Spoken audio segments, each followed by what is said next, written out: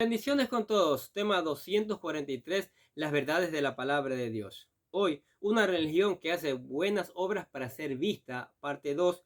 Y utilizamos Mateo capítulo 23, versículo del 5 al 12, que dice lo siguiente. Pero vosotros no querráis que os llamen rabí, porque uno es vuestro maestro, el Cristo, y todos vosotros sois hermanos. Y no llaméis Padre vuestro a nadie en la tierra, porque uno es vuestro Padre, el que está en los cielos. Ni seas llamado maestros, porque uno es vuestro Maestro, el Cristo. El que es mayor de vosotros sea vuestro siervo, porque el que se enaltece será humillado, y el que se humilla será enaltecido. La humillación que exalta. Estos fariseos y escribas habían pervertido el verdadero espíritu de la ley y a través de su religión solo buscaban exaltarse a sí mismos, mostrándose delante de los hombres como grandes religiosos, cuando la verdad es que ellos mismos estaban lejos de cumplir la palabra de Dios. El Señor les enseña a sus discípulos que deben despojarse de toda arrogancia y altivez, ya que estas actitudes pecaminosas están en contra de lo que Dios desea en sus hijos. Al contrario, el que es hijo de Dios debe mostrar humildad y sencillez y buscar siempre la gloria de Dios y no su propia gloria.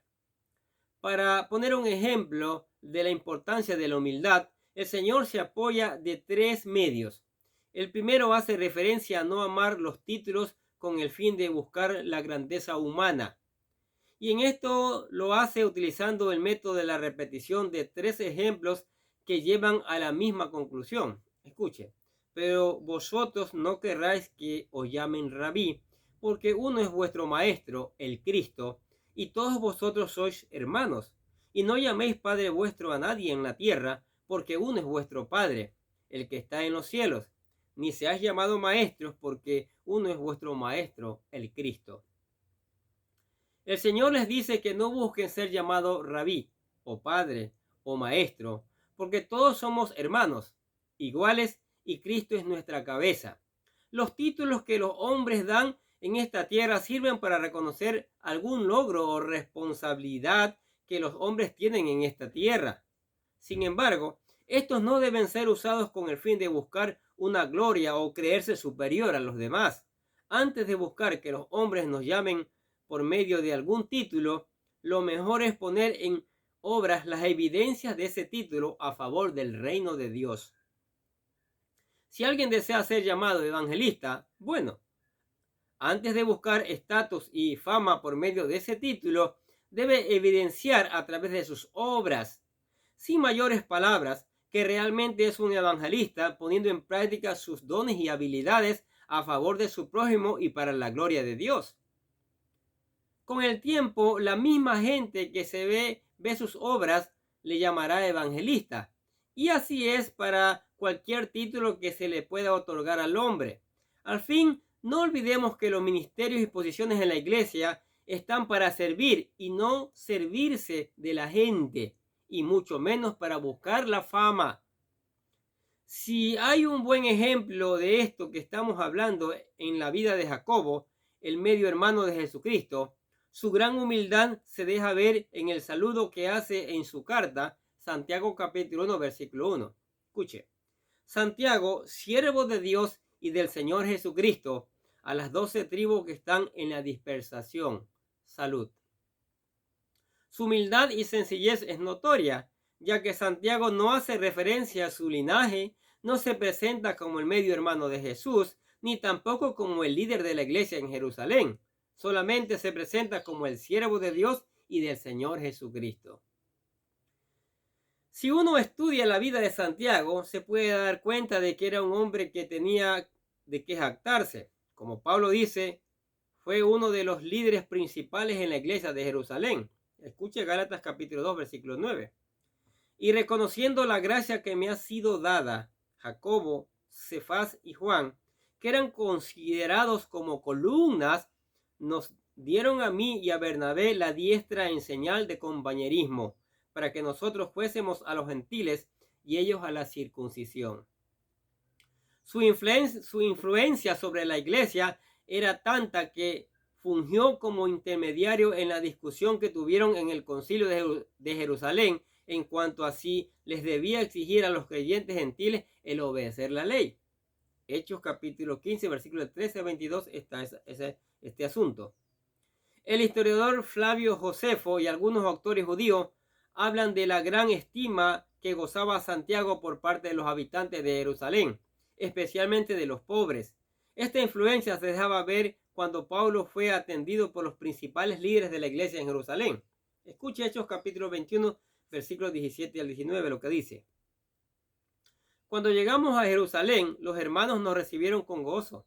Y al día siguiente, Pablo entró con nosotros a ver a Jacobo y se hallaban reunidos todos los ancianos, a los cuales después de haberles saludado, les contó una por una las cosas que Dios había hecho entre los gentiles por su ministerio. Si nos damos cuenta, el relato que Lucas hace pone a Jacobo, es decir, Santiago, como un líder principal seguido de los demás ancianos.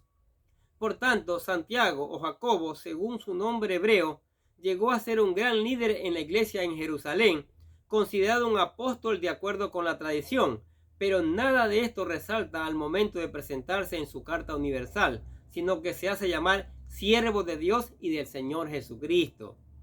Lo cierto es que Dios mismo lo exalta a través del testimonio que gozó delante de la iglesia, y su carácter piadoso era intachable, pero nunca hizo alarde de eso. En segundo lugar, el Señor les enseña a sus discípulos la importancia de la humildad a través de crear en ellos la actitud de siervos, es decir, aprender a ver a los demás como superiores. Dice, el que es mayor de vosotros sea vuestro siervo.